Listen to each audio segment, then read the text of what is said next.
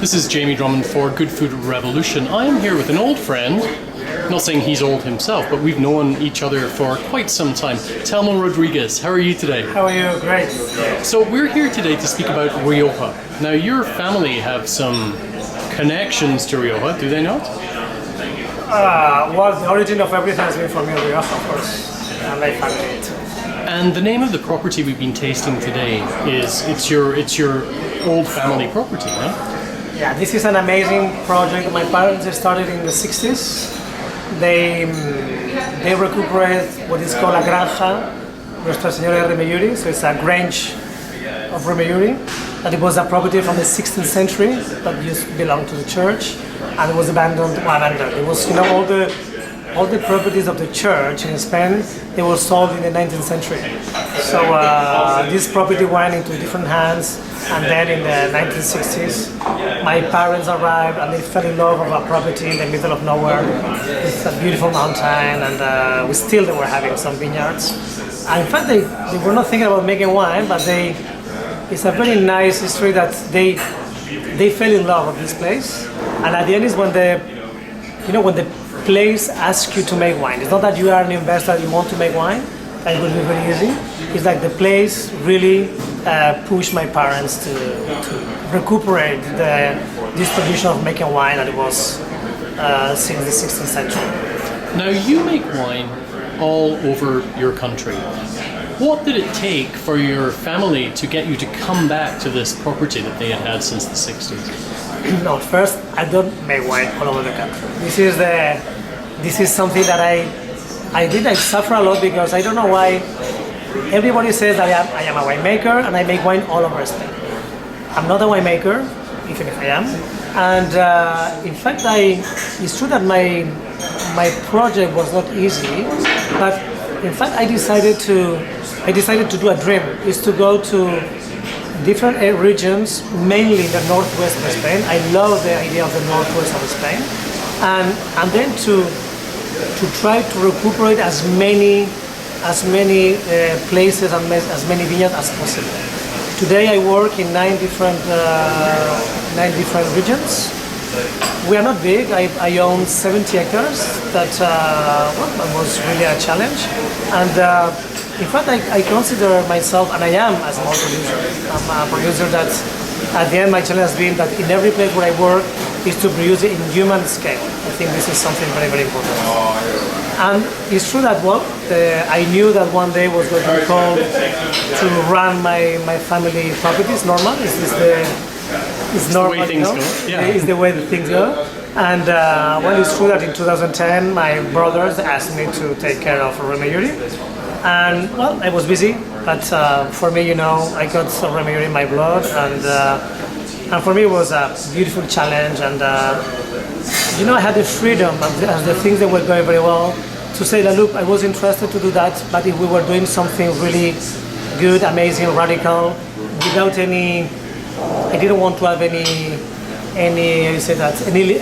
limitation, and it's what we are doing. Now, I heard you today, you were speaking about your credo really being that the future for Rioja is actually the past. Would you mind expanding upon that? I found that quite interesting with regards to the concept of field blends and the disassembly of the trellis systems into bush vines again. Well, it's not only for Rioja. I think the future of Spain is the past. I think progress in wine has been absolutely not interesting, let's say. And I think we have an historic country. We have a country that we've been making wine before the Romans, so before 2,000 years ago, with vineyards everywhere in Spain, because wine in Spain was like bread. We needed to survive, we needed wine and bread, so it's why we are the biggest vineyard in the world. A lot of unknown areas that they're still there because they've been part of the life of the people, and extremely interesting things. It's true that we have different elements like the field blend or the quantity of indigenous grape that they are known and they are absolutely interesting. And for sure, I think this is the day we're going to discover that Spain is the most complex country of Europe, that we have all those terroirs, all those landscapes, all those forests, all those grapes we're going to recognize that there is a lot of fun for wine lovers.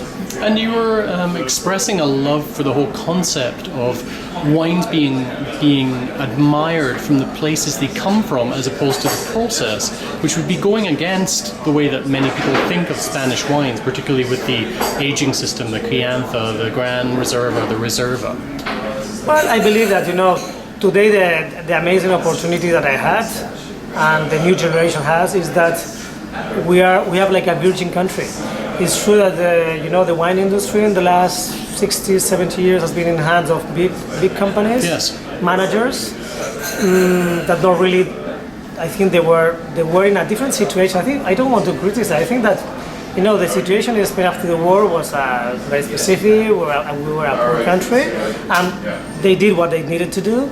But I think there is something much more to do. I think today, in Spain there is passion. In Spain there is a new generation that they are ready to fight for those places, and I think this is a key thing. And so we have to consider that in Spain everything.